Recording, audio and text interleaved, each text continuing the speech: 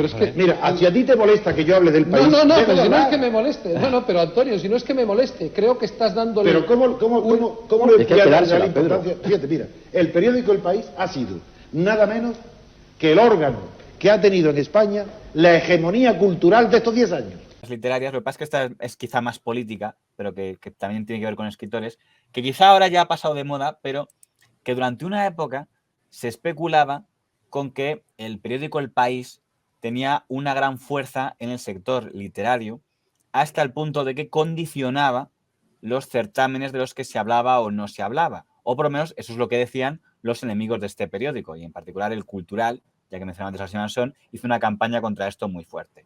La cultura en español durante la centuria pasada.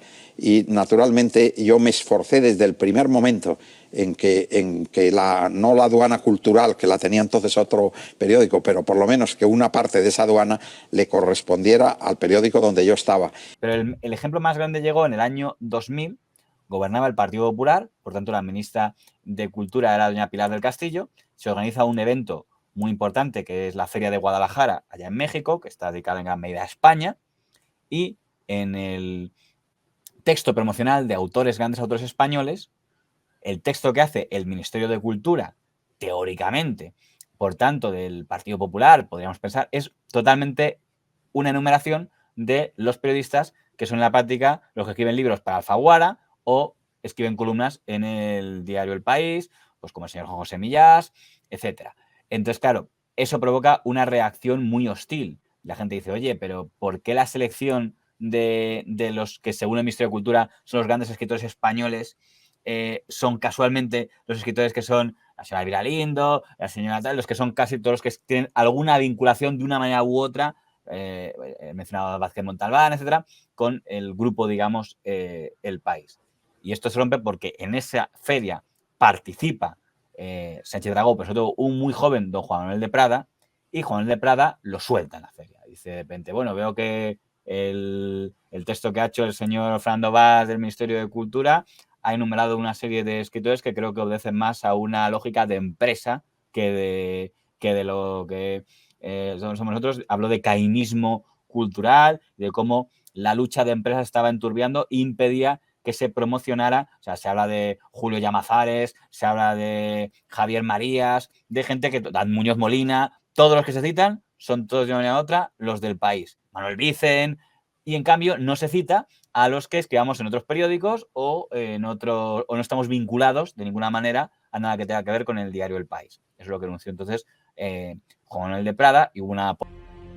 A estos complejos entramados empresariales que convierten a críticos y reseñadores en meros zascandiles propagandistas hice alusión durante mi intervención en Guadalajara.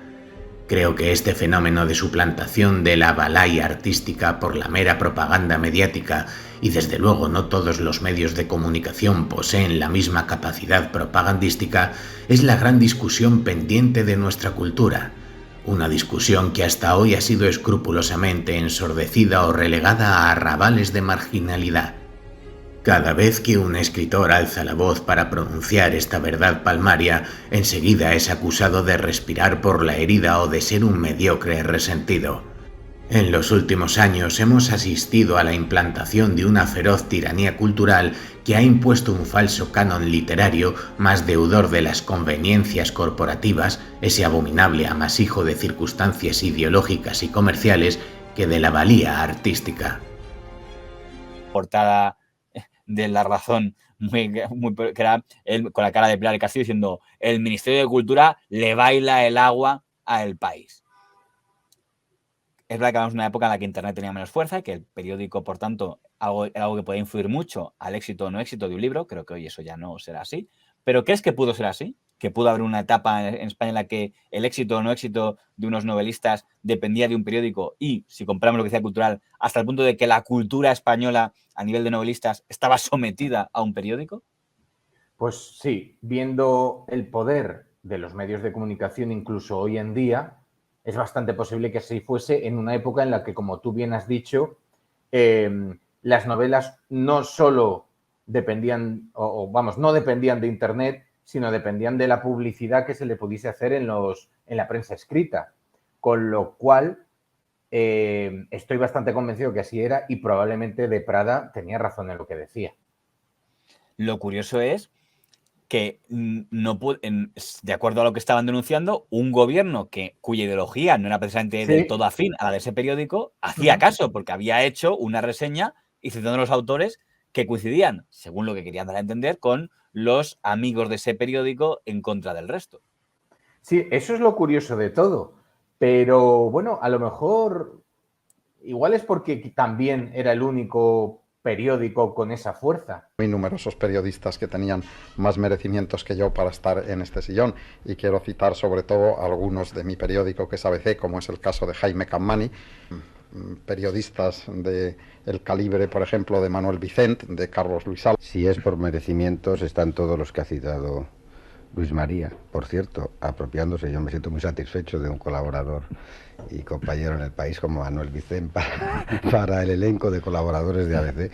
Hay muchos. A algunos de los periodistas del mundo, y he citado a Manuel Vicent por decir un representante del país, pero como Juan Luis ha dicho que nos hemos apropiado de él, pues vamos a ver si lo hacemos. Espero que, a mí me encantaría que Manuel Vicent se incorporara enseguida a la colaboración de ABC, porque es una pluma formidable. Espero que se resista. En aquella época. En aquella época el País ABC no tenía ese listado de escritores tan potente y boyante. Y además, seguramente en ese momento la tirada del País, antes de la crisis de 2008 para adelante, pues podía ser casi equiparable a todos los demás juntos. En ese momento, en lo que era Madrid al menos, ¿no? Quizá por ahí venía. Y quizá por eso le daba rabia al Cultural, que querría tener ese repertorio de firmas. Por ejemplo, me consta que, por ejemplo, les dio mucha rabia que alguien como Vargas Llosa, muy liberal, estuviera en El País y no en sus páginas, pero también quizá era porque eran los que tenían más capacidad económica para contratar esas firmas. Vargas Llosa estuvo conmigo 8 años, me parece, y un día me llamó para decirme: oye, me ha dicho Carmen Balcells que me dan 1.000.000 de pesetas por artículo, ¿tú me los puedes dar? Y yo le contesté en el acto y dije: absolutamente no, le dábamos 200.000, que en aquella época era muchísimo dinero. Absolutamente no, Mario, pues te vas al País y lo sentiré infinito. Y se fue al País, y el País lo tuvo en exclusiva, ¿sabes? De todas formas, esto demuestra una vez más que en cualquier esfera donde se celebre cualquier tipo de evento o de premios, siempre hay una mínima influencia política o partidista, y siempre hay rumores de ganadores cantados, de premios que ya se sabían. La verdad que es una lástima. Yo creo que si esto sigue así, a la larga, y te hablo en este caso del sector literario, espero que haya un castigo por parte de los lectores y cada vez se centren o se desvíe más la atención a los concursos más pequeñitos, donde yo creo que igual los ganadores son justos ganadores. Pues sería una interesante justicia poética si eso pasara. Que estaba en ese sectarismo de un sector de la izquierda que es completamente incompatible, como yo veo el periodismo, en que se debe reconocer el mérito allí donde se encuentre, sea cual sea la ideología de la persona, que en el arte, en la pintura, en la escultura, en el cine, en la música, tenga la ideología que tenga. Lo importante es la calidad de su creación. Y ese es el único punto que yo veía negativo.